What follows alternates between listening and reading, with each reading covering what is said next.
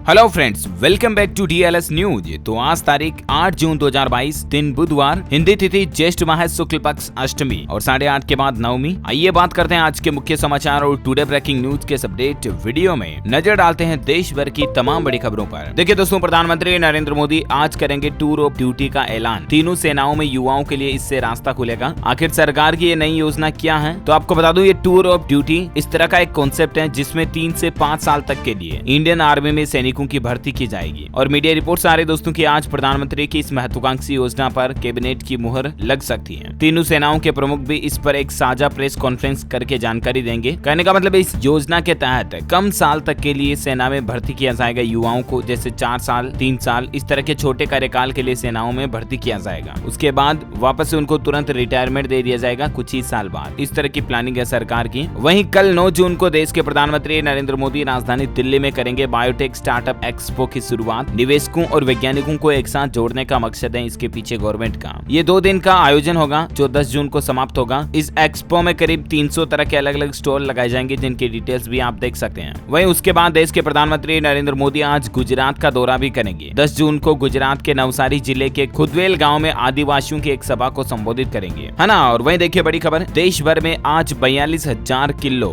नशीले पदार्थों को किया जाएगा नष्ट। इस दरमियान देश की वित्त मंत्री निर्मला सीतारमण भी मौजूद रहेगी। दरअसल ड्रग डिस्ट्रक्शन डे के रूप में आयोजित किया जाएगा आज के दिन को, क्योंकि आज 8 जून को देश भर में 14 अलग अलग स्थानों पर 42,000 किलो यानी कि लगभग 42 टन नशीले पदार्थों को नष्ट किया जाएगा। देश को नशा मुक्त बनाने की और सरकार की ये एक नई पहल है। आपको पता होगा कई बार मतलब ये ऐसी खबरें देखने को मिलती है ना, अलग अलग जगहों से। यहाँ से पुलिस ने 8 किलो ड्रग बरामद की, ये गांजा बरामद किया, ये वो किया, फलाना ढिमका। तो इस तरह से अलग अलग नशीले पदार्थ जो है ना, लगभग 42,000 किलोग्राम नशीले पदार्थों को आज सरकार नष्ट करेगी। देश भर में 14 अलग अलग लोकेशंस पर इसको नष्ट किया जाएगा। और इस प्रोग्राम में देश की वित्त मंत्री निर्मला सीतारमण भी वर्चुअली रूप से शामिल होगी। वहीं देखिए उत्तर प्रदेश प्रयागराज में आज रोजगार मेला भी लगने जा रहा है। 200 से भी ज्यादा बेरोजगारों को अलग अलग कंपनियां नौकरी के ऑफर देगी। क्षेत्रीय सेवा योजन कार्यालय में सुबह 10 बजे से रोजगार मेला शुरू हो जाएगा। अच्छा, इसके अलावा आज 8 जून को बिहार के मुख्यमंत्री नीतीश कुमार ने एक नया नारा देते हुए क्या कहा, देखिए। अब लौट के आइए बिहार। आज 8 जून को एक नई टेक्सटाइल और लेदर पॉलिसी लॉन्च करने जा रहे हैं। बिहार के मुख्यमंत्री नीतीश कुमार की पहल है कि राज्य में टेक्सटाइल इंडस्ट्री को बढ़ावा दिया जाए। उद्योगों को बढ़ावा देने के लिए बिहार सरकार आज 8 जून को ये नई पॉलिसी लॉन्च करने जा रही है। वहीं देखिए बड़ी खबर, विश्व बैंक ने 2022-23 के लिए भारत के GDP ग्रोथ अनुमान को घटाकर 7.5% किया है और महंगाई को इसकी वजह बताया है। अच्छा, अगली बड़ी खबर देखिए, CDS नियुक्ति के नियमों में सरकार ने संशोधन किया यानी कि बदलाव किया है और अब ये लोग भी बन पाएंगे chief of defence staff. CDS कौन बन सकता है, इसके नियमों में गवर्नमेंट ने चेंज किया। देखिए अब वायुसेना प्रमुख भी बन सकेंगे CDS। एयरफोर्स रेगुलेशंस में सरकार ने बदलाव कर दिया। रिटायर्ड एयरफोर्स चीफ धनोआ का नाम भी अब रेस में आ रहा नए CDS की भूमिका में। अब रक्षा मंत्री के लिए प्रधान सैन्य सलाहकार होंगे CDS। Chief of staff committee के स्थायी अध्यक्ष भी होंगे। CDS का किसी सैन्य कमांड पर नियंत्रण नहीं होगा। CDS 4 स्टार के जनरल होंगे। ये कुछ नियमों में बदलाव किया है। रक्षा मंत्रालय ने एयरफोर्स रेगुलेशंस 1964 में संशोधन करके ये नए नियम बना दिए, है ना। अच्छा, वहीं देखिए बड़ी खबर, आलोक कुमार चौधरी बने SBI के नए MD, नए मैनेजिंग डायरेक्टर बन चुके हैं। ये इन्होंने कार्यभार भी संभाल लिया। अच्छा, बैंक की बात हो रही तो देखिए HDFC बैंक ने लोन की दरों में भारी बढ़ोतरी कर दी है और इसके बाद HDFC बैंक से आपका होम लोन, कार लोन लेना महंगा पड़ेगा और पहले वाले लोन की EMI भी बढ़ जाएगी। बैंक की वेबसाइट के मुताबिक ओवरनाइट लोन के लिए MCLR को 7.15% से बढ़ाकर 7.5% कर दिया। MCLR में बढ़ोतरी कर दी है। और उसके बाद अब देखिए आप बेसिक रेट्स क्या होंगे लोन की, अलग अलग तरह के लोन के लिए, जिनकी डिटेल्स भी आप देख सकते हैं स्क्रीन पर। वही देखिए दोस्तों, भारतीय स्टेट बैंक का SBI जो है ना, वो ई-व्हीकल पर लोन में प्रोसेसिंग फीस में छूट दे रहा है। यहाँ तक कि बिल्कुल भी आपको प्रोसेसिंग फीस नहीं देनी होगी। और ई-व्हीकल यानी कि इलेक्ट्रिक व्हीकल्स के लिए आप 8 साल तक के लिए लोन ले सकते हैं। 7.25% पर लोन मिल रहा है। ऑन रोड कीमत का 100% तक आप लोन इश्यू करवा सकते हैं। भारतीय स्टेट बैंक SBI ने इलेक्ट्रिक व्हीकल खरीदने वालों के लिए green car loan scheme offer निकाला है। इसके तहत लोन ब्याज दर पर 0.20% की छूट तो यहाँ पर मिल रही। इसके अलावा आपको लोन के लिए कोई भी प्रोसेसिंग फीस नहीं देनी है, 0 प्रोसेसिंग फीस, है ना। और ई व्हीकल के लिए स्पेशली आपको मेन ब्याज दर में भी 0.20% की छूट मिल जाएगी और आप गाड़ी की ऑन रोड कीमत का 100% तक लोन भी ले सकते हैं। SBI की तरफ से ये ऑफर निकाला गया। ओके, समर रेडी ऑफर है। अच्छा, वहीं देखिए बड़ी खबर, गुजरात में भी टैक्स फ्री हुई फिल्म सम्राट पृथ्वीराज। मुख्यमंत्री भूपेंद्र पटेल ने इस बात का ऐलान कर दिया और गुजरात से पहले ऑलरेडी उत्तर प्रदेश, मध्य प्रदेश और उत्तराखंड, ये 3 राज्य सरकारों ने सम्राट पृथ्वीराज फिल्म को टैक्स फ्री करने की घोषणा कर ही दी है और अब गुजरात भी इनमें शामिल हो गया है ना। और चलिए अगली बड़ी खबर देखिए, झारखंड के सदानंद कुमार ने नेशनल रिकॉर्ड बनाकर जीता गोल्ड मेडल। खेलो इंडिया यूथ गेम्स 2021 में गोल्ड मेडल पर बड़ी खबर आ रही है। झारखंड राज्य के सदानंद कुमार ने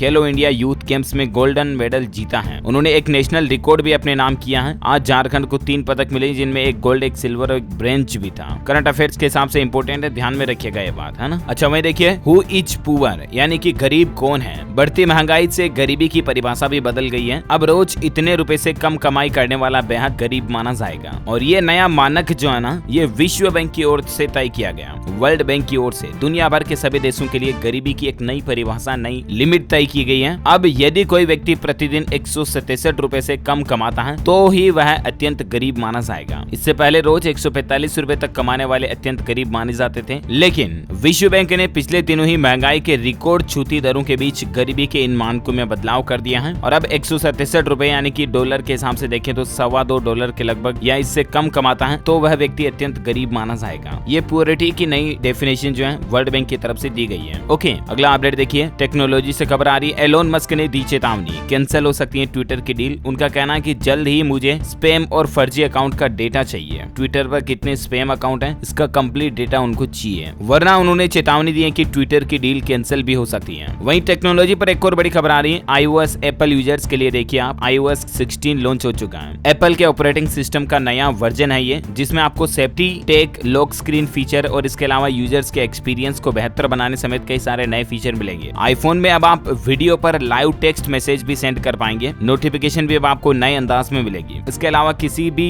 भेजे गए मैसेज को एडिट कर वापस सेंड कर पाएंगे। जो फीचर आपको व्हाट्सएप में कुछ दिनों बाद मिलेगा ना, वो फीचर अभी आपको एप्पल के मैसेंजर में मिल चुका है ना। और इसके अलावा भी एक और इसमें आपको नया फीचर मिलेगा कि एप्पल में जो रिसेंटली डिलीटेड फोटो एल्बम जो होती है ना, वो अब बाय डिफॉल्ट लॉक्ड आएगी। यानी कि उसको चेक करने के लिए, उसको देखने के लिए अब आपको एक बार फिर से पासकोड आईडी या फेस आईडी एक्सेस करनी पड़ेगी। तो ये कुछ नए हिडन प्रोटेक्शंस मिलेंगे आपको एप्पल के न्यू iOS अपडेशन में, है ना। अच्छा अगली बड़ी खबर देखिए, मध्य प्रदेश राज्य में बिना हेलमेट वाहन चलाने पर अब जुर्माना बढ़ चुका है। नई रेट क्या होगी, तो अगर आप एमपी में बिना हेलमेट गाड़ी चलाते हुए पकड़े जाते हैं तो इसके जुर्माने में 150 रुपए की बढ़ोतरी कर दी है। पहले 250 रुपए जुर्माना लगता था, उसकी जगह पर अब आपको सीधा 400 रुपए चालान देना पड़ेगा। 400 रुपए का चालान कटेगा। बिना परमिट के अगर आप गाड़ी चलाते हैं तो ध्यान रखिएगा सीधा 10,000 रुपए तक का जुर्माना लगता है। और वाहन में लोड से ज्यादा सामान भरने पर हल्के वाहन पर 1,000 रुपए, मध्यम वाहन पर 5,000 और भारी वाहन पर 10,000 रुपए जुर्माना है। तो एमपी के ये ट्रैफिक रूल्स के कुछ फाइन्स हैं। चलिए अगली बड़ी खबर देखिए, एयर स्पोर्ट्स पॉलिसी 2022 लॉन्च होने जा रही है। अब आप भी एयर स्पोर्ट्स का लुत्फ उठा पाएंगे। एयर स्पोर्ट्स जैसा कि नाम से ही डिफाइन हो रहा, हवा के खेल है ये। देश में पहली बार एक सरकार ने नई एयर स्पोर्ट्स से संबंधित पॉलिसी लॉन्च की है। भारत में ऐसा पहली बार है। केंद्र सरकार द्वारा मंगलवार को इसको लॉन्च किया गया। और एयर स्पोर्ट्स पॉलिसी में कौन कौन से खेलों को जगह मिली है, तो आपको बता दूं इसमें paragliding, air racing, hang gliding समेत कई तरह के अलग अलग स्पोर्ट्स और एडवेंचर एक्टिविटीज को भारत सरकार ने एयर स्पोर्ट्स पॉलिसी में शामिल कर लिया। इस पॉलिसी के बारे में कुछ खास बातें भी आप देख सकते हैं, पॉइंट्स और भी क्या क्या चीजें इसमें इंक्लूड की गई, इनकी डिटेल्स भी आप देख सकते हैं। मतलब ये चीजें भी अब ऑफिशियली गवर्नमेंट के द्वारा सर्टिफाइड हो चुकी है ना। अच्छा अगली बड़ी खबर देखिए, स्टॉक ब्रोकर और डीपी के लिए साइबर ऑडिट हुआ अनिवार्य। सुरक्षा बढ़ाने के मकसद से सेबी ने नियमों में कुछ बदलाव कर दिए हैं। बाजार नियामक सेबी ने मंगलवार को शेयर ब्रोकरों के साथ साथ डिपोजिटरी प्रतिभागियों के लिए साइबर सुरक्षा व्यवस्था को चाक चौबंद करने के इरादे से उनके लिए एक वित्त वर्ष में कम से कम एक बार समग्र साइबर ऑडिट करना अनिवार्य कर दिया। अब इसके बारे में ज्यादा जानकारी आप स्क्रीन पर देख सकते हैं। अच्छा वहीं देखिए, इस बार 21 जून को देश के प्रधानमंत्री नरेंद्र मोदी मैसूर में करेंगे योगा।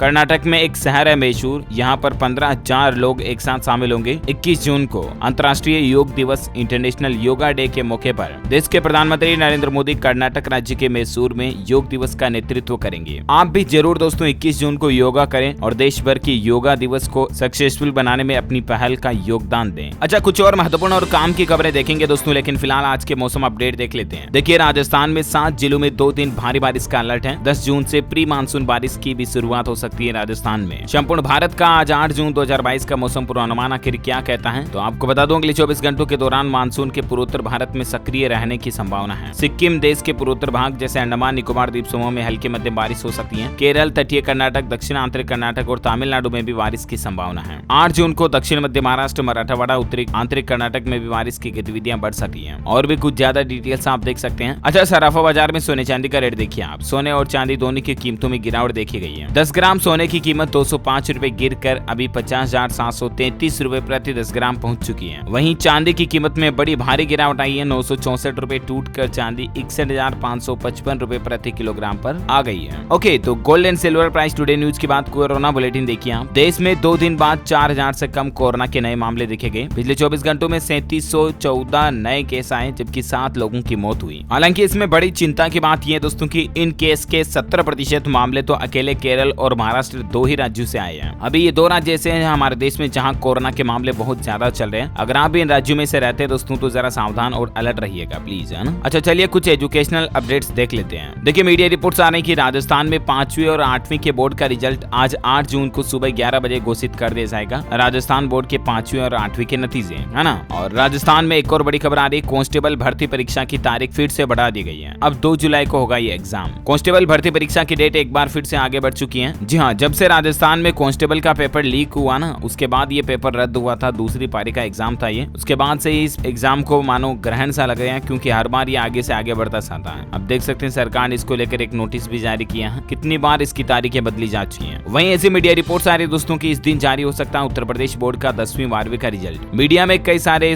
जो न्यूज वाले हैं उनका ये कहना है कि यूपी बोर्ड का रिजल्ट या तो आज ही आ जाएगा 8 जून को, या फिर सप्ताह भर के अंदर अंदर आ सकता है। तो इस पर भी दोस्तों उत्तर प्रदेश बोर्ड की तरफ से क्लेरिफिकेशन जारी किया गया है। यूपी बोर्ड एग्जाम रिजल्ट से जुड़ा बड़ा अपडेट देखिए कि अभी परिणाम की तारीख तय नहीं हुई है। जो इंटरनेट पर तारीखों के नाम पर खबरें चल रही है ना, वो फर्जी हैं फिलहाल। यूपी बोर्ड के एक अधिकारी का कहना है कि उत्तर प्रदेश MSP की अपर मुख्य सचिव आराधना शुक्ला ने कहा कि सोशल मीडिया में जो परिणाम घोषणा की तारीख चल रही है वह ऑफिशियल नहीं है। हालांकि यूपी बोर्ड रिजल्ट की तारीखों की घोषणा भी जल्दी कर दी जाएगी, तो मैं आपको अपडेट बता दूंगा इसी चैनल DLS न्यूज पर, ठीक है ना। वहीं महाराष्ट्र बोर्ड के रिजल्ट पर भी बड़ी खबर आ रही है कि इस दिन जारी हो सकता है महाराष्ट्र बोर्ड का रिजल्ट। मीडिया रिपोर्ट्स के मुताबिक महाराष्ट्र के 10वीं कक्षा के परिणाम 20 जून के आसपास जारी होने की संभावना है। छत्तीसगढ़ बोर्ड की पूरक परीक्षा जुलाई में होगी। माध्यमिक शिक्षा मंडल ने इसको लेकर कार्यक्रम भी जारी कर दिया है। 4 से 16 जुलाई तक 10वीं और 12वीं की परीक्षाएं होगी। पूरक परीक्षा जो सप्लीमेंट्री एग्जाम्स है उस पर। वहीं महाराष्ट्र की शिक्षा मंत्री की तरफ से एक बड़ा ऐलान किया गया कि राज्य में कोविड गाइडलाइंस के साथ ही 15 जून से स्कूल खुल जाएंगे, है ना। सरकार इस तरह की भी प्लानिंग बना रही है। महाराष्ट्र की शिक्षा मंत्री वर्षा गायकवाड़ ने सोमवार को कहा कि राज्य भर में हर संभव कोरोना गाइडलाइंस के साथ 15 जून से स्कूलों को दोबारा खोला जाएगा। इस बार जल्दी इसलिए खोला जा रहा है क्योंकि पिछले 2 सालों से कोरोना के चलते पढ़ाई नहीं हो पाई, छात्रों की पढ़ाई डिस्टर्ब हो गई थी, तो उसी को रिकवर करने के लिए, है ना। अच्छा, कुछ एजुकेशनल खबरों के बाद आइए फटाफट से देश से जुड़ी कुछ और बड़ी खबरें देख लेते हैं। अच्छा, देखिए बड़ी खबर, सरकार हर गाँव में मिनी स्टेडियम बनाने पर विचार कर रही है। पजी टिलानी पहुंचे CM धामी ने ये बड़ी घोषणा की है। दरअसल बात हो रही है उत्तराखंड के मुख्यमंत्री पुष्कर सिंह धामी की। ये अपने राज्य में विकास के लिए कई घोषणाएं की हैं। उनका कहना है कि 17 साल बाद पल्ली चिटानी में खेलकूद प्रतियोगिता कराकर आयोजकों ने सराहनीय कार्य किया है। और उत्तराखंड में गवर्नमेंट इस तरह की प्लानिंग बना रही है कि हर गाँव में एक मिनी स्टेडियम बनाया जाए ताकि वहाँ से कोई भी किसी भी तरह का कार्यक्रम हो किया जा सके। बिहार में देखिए अब योजनाओं की होगी रोज निगरानी। 1 जुलाई से बदलेगी व्यवस्था। CFMS पर भी रोक रहेगी। बिहार सरकार सरकारी योजनाओं को और ज्यादा ट्रांसपेरेंट बनाने के लिए सरकारी योजनाओं में जो वित्तीय लेन देन होगा उनकी डेली जांच की जाएगी। 1-1 रुपया मतलब अब हिसाब के रूप में गिना जाएगा। बिहार सरकार की तरफ से ये एक नया सॉफ्टवेयर तैयार किया गया जिससे मतलब सरकारी योजनाओं में जो भ्रष्टाचार गड़बड़ घोटाला होता है ना, उस पर भी रोक लग सकेगी, है ना। अच्छा, राजधानी दिल्ली में देखिए अरविंद केजरीवाल सरकार ने ई-साइकिलों पर सब्सिडी देने का ऐलान कर दिया। इन 5 मॉडल की खरीद पर अब आपको छूट मिलेगी और दिल्ली में पहले 1000 साइकिल की बिक्री पर अतिरिक्त 2000 रुपए की छूट अलग से मिलेगी। अगर आप भी फर्स्ट मूवर एडवांटेज लेते हैं तो आपको 2000 रुपए तक का बेनिफिट्स यहाँ पे मिल जाता है। हीरो इलेक्ट्रिक की कोई भी स्कूटी खरीदने पर आप ये ऑफर भी ले सकते हैं। इसकी कीमतें भी आप देख सकते हैं, अलग अलग क्या प्राइसेज अभी चल रहे हैं। ओके, अच्छा वहीं देखिए बड़ी खबर, जोधपुर में 2 समुदायों के बीच झड़प हुई। राजस्थान में एक बार फिर से ये हिंसा का मामला देखा गया। मारपीट में 2 लोग घायल हो गए, एक की हालत गंभीर है। मौके पर 300 से ज्यादा पुलिसकर्मी को तैनात किया गया। राजस्थान में फिर से सांप्रदायिक हिंसा भड़क उठी। 2 गुटों में झड़प के बाद पथराव हुआ और मौके पर धारा 144 भी लागू कर दी गई। अच्छा वहीं देखिए बड़ी खबर दोस्तों, 1 जुलाई 2022 से ही ऑनलाइन पेमेंट का एक नया सिस्टम लागू होने जा रहा, नया नियम बदलने जा रहा। कहने का मतलब RBI की तरफ से ये नया नियम लागू हो जाएगा। 1 जुलाई 2022 से देश भर में टोकनाइज्ड सिस्टम लागू होगा। अब आप अगर ई-कॉमर्स पोर्टल पर खरीदारी करते हो, ऑनलाइन शॉपिंग वगैरह करते हो, तो आप टोकनाइज्ड सिस्टम के जरिए ऑनलाइन पेमेंट कर पाएंगे। अब ये टोकनाइजेशन क्या है, टोकनाइजेशन के क्या लाभ आप ले सकते हैं, टोकन कहां मान्य होगा और क्या टोकनाइज्ड के लिए कोई शुल्क लिया जाएगा या नहीं लिया जाएगा, और क्या आप अपने एटीएम डेबिट क्रेडिट कार्ड को टोकनाइज करवा सकते हैं, ये अनिवार्य है या नहीं है? इन सभी सवालों के जवाब आपको मैं आज दिन में एक अलग से वीडियो डाल दूंगा। इस 1 जुलाई 2022 से लागू होने वाले नए नियम पर पर्टिकुलर एक डेडिकेटेड वीडियो बना दूंगा, ठीक है ना? तो उसमें चेक कर लीजिएगा सारी डिटेल। अच्छा, अगली खबर देखिए। 450 सालों तक सत्ता का केंद्र रहा मल्ला महल अब बनेगा म्यूजियम, पर्यटक जानेंगे अल्मोड़ा का इतिहास। ये एक बहुत ही अनोखा पुरानी कलाओं और डिजाइनिंग्स में बना एक महल है। कुछ तस्वीरें आप देख सकते हैं, वाकई में अद्भुत और ब्यूटीफुल लग रहा है। ये कभी चंद्र राजाओं के गौरवशाली इतिहास, तो कभी गोरखाओं की लूटपाट और कभी अंग्रेजों की गुलामी का गवाह रहा मल्ला महल अब म्यूजियम बनेगा। जानकारी के लिए बता दूं, ये महल उत्तराखंड के अल्मोड़ा नगर शहर में है ना? और साथ ही देखिए अगली बड़ी खबर। हिमाचल प्रदेश के 19,847 छात्रों को मिलेंगे लैपटॉप। आज 8 जून को मुख्यमंत्री जयराम ठाकुर वर्चुअली माध्यम से इस योजना का शुभारंभ करने जा रहे हैं। इसमें शिमला जिले के तकरीबन 1,819 छात्रों को आज लैपटॉप मिलेंगे। इसके लिए शिक्षा विभाग ने 6 स्कूलों का चयन किया है, जहां वितरण समारोह भी होगा। हालांकि इसका राज्य स्तरीय वितरण समारोह मंडी में होगा, लेकिन इस कार्यक्रम में मुख्यमंत्री सभी जिलों के साथ ऑनलाइन वर्चुअली रूप से जुड़ेंगे। तो ये हिमाचल प्रदेश के मेधावी छात्रों के लिए बड़ी अच्छी गुड न्यूज है। अच्छा, अगला अपडेट देखिए दोस्तों। भारत को 101वां यूनिकॉर्न भी मिल चुका है। फिजिक्स वाला ने 1.1 अरब डॉलर के वैल्यूएशन पर 10 करोड़ डॉलर जुटाए और अब ये भारत का 101वां यूनिकॉर्न स्टार्टअप बन चुका है।